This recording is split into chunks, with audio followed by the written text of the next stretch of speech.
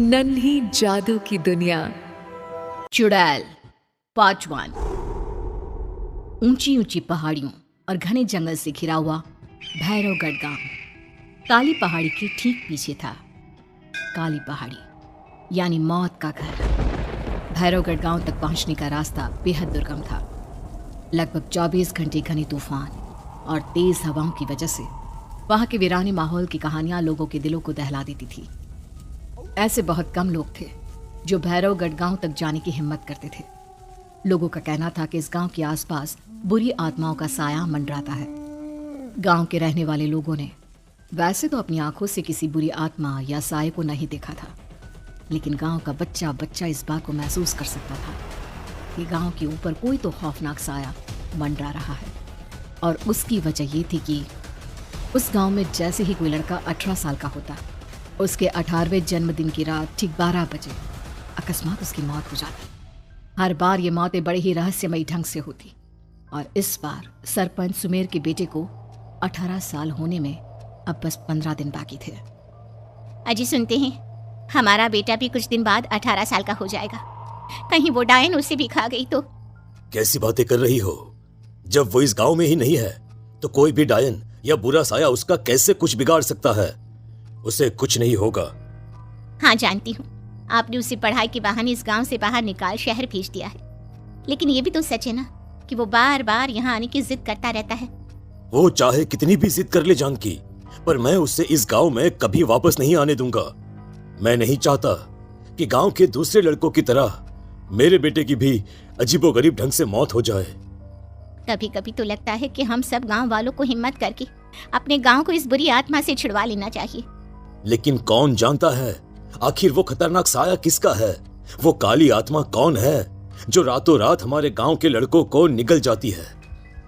सुमेर और जानकी जब ये सारी बातें कर रहे थे तब रात के लगभग 10 बज चुके थे, और हर रात की तरह भैरवगढ़ गांव एक भयानक काले तूफान की आगोश में था। बाहर चल रही तेज हवाएं और बारिश के बीच कभी कभी ऐसा लगता जैसे कोई बुरी तरह से चीख रहा है।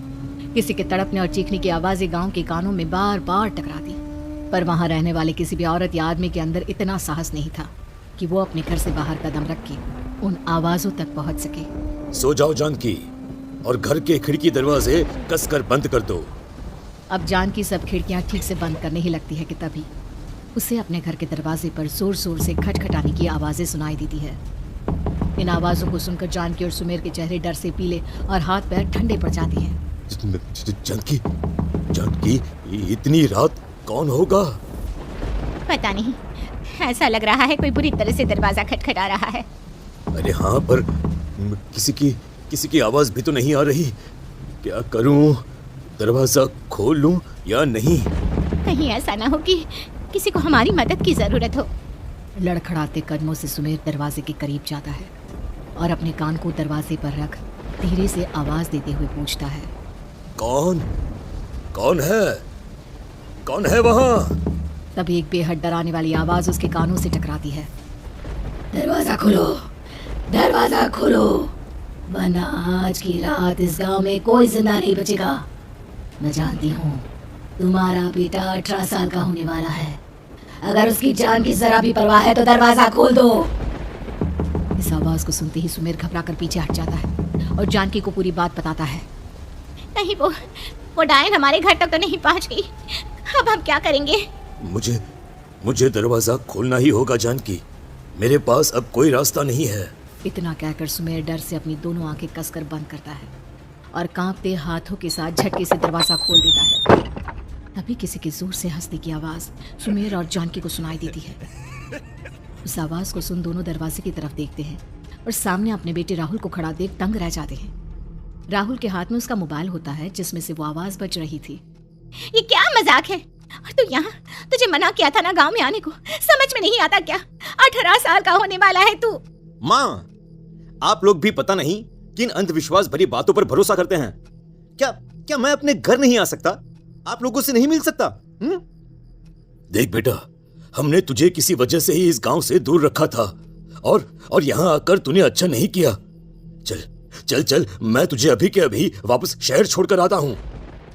ओफो पापा, आप बेकार की बातों से परेशान हो रहे हैं। बाहर इतना तेज अंधड़ तूफान चल रहा है, कहीं जाने की जरूरत नहीं है।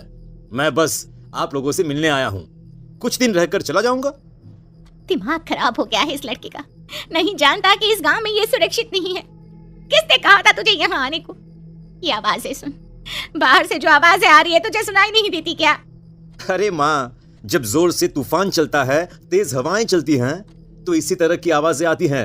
ये बहुत नॉर्मल है माँ। नॉर्मल होगी तेरे लिए बेटा, 4 दिन शहर में पढ़कर आया है तो अपने माँ बाप की बात नहीं मान सकता। माँ मुझे अभी बहुत जोरों से भूख लगी है, पहले कुछ खिला दो, और रात भी बहुत हो गई है। हम इस बारे में कल बात करते हैं, ठीक है? राहुल के वापस आ जाने से जानकी और सुमेर की आंखों की नींद उड़ गई थी। खाना खाने के बाद राहुल तो अपने बिस्तर पर जाकर सो गया, लेकिन जानकी और सुमेर पूरी रात उसके कमरे के बाहर पहरेदारी करते रहे। उन्हें पल पल इसी बात का डर था कि कहीं उनके बेटे को कुछ हो ना जाए। रात बीतती है, सुबह का सूरज निकलता है। अब जैसे ही वो राहुल को नींद से जागते देखते हैं तो उन दोनों के दिल को सुकून मिलता है। अरे माँ, पापा, आप अभी तक यहीं बैठे हैं क्या? पूरी रात सोए नहीं? जिनकी जवान बेटी की जान को खतरा हो, उन माँ बाप को नींद नहीं आती बेटा। बेटा, अब तू वापस शहर चला जा। देखो माँ, मैं किसी जरूरी काम से इस गांव में आया हूँ, और वो काम पूरा होने के बाद मैं खुद यहाँ से चला जाऊंगा। काम? गांव में तेरा क्या काम है? पापा, मैं बचपन से ही इस गांव के बारे में बेहद डरावने किस्से सुनते आया हूँ, इसीलिए अब मैं उन्हीं किस्सों के ऊपर डॉक्यूमेंट्री फिल्म बनाऊंगा। रिसर्च करना चाहता हूँ कि आखिर सच्चाई है क्या। हे भगवान, लो जी, सुन लिया, और भेजो इसे पढ़ने के लिए शहर। मैंने आपसे पहले ही कहा था, मेरी बहन के पास दूसरे गांव भेज दो। ना ये शहर जाता और ना उल जुलूल की बात इसके दिमाग में आती। जानकी और सुमेर राहुल को समझाने की बहुत कोशिश करते हैं, पर वो किसी की बात नहीं सुनता और अपना कैमरा लेकर गांव के पास वाली काली पहाड़ी की तरफ निकल जाता है। अब राहुल जैसे ही काली पहाड़ी पर पहुंचता है, उसकी नजर पहाड़ी के ठीक बीचों बीच बनी एक पुरानी झोपड़ी पर पड़ती है। यहाँ भी कोई रहता है क्या? ये इंटरेस्टिंग होगा। राहुल की आवाज पहाड़ों से टकराकर उसके कानों में सुनाई दे रही थी। उसने चारों तरफ का नजारा देखकर वहां की तस्वीरें अपने कैमरे में उतारना शुरू कर दिया। तभी अचानक राहुल ने अपने कैमरे में खींची हुई तस्वीर को जूम करके देखा, और उसमें उसे जो नजर आया वो देखकर राहुल के होश उड़ गए। क्या सचमुच उस गांव के ऊपर किसी बुरी आत्मा का साया था? क्या राहुल की जान बच पाएगी? क्या देखा था राहुल ने उस फोटो में जिसे देखकर वो दंग रह गया? इन सवालों के जवाब जानने के लिए देखिए इस कहानी का अगला भाग। दोस्तों, अगर आपको हमारी कहानी पसंद आई हो तो लाइक जरूर करना, नन्ही जादू की दुनिया को सब्सक्राइब करना और अपने दोस्तों के साथ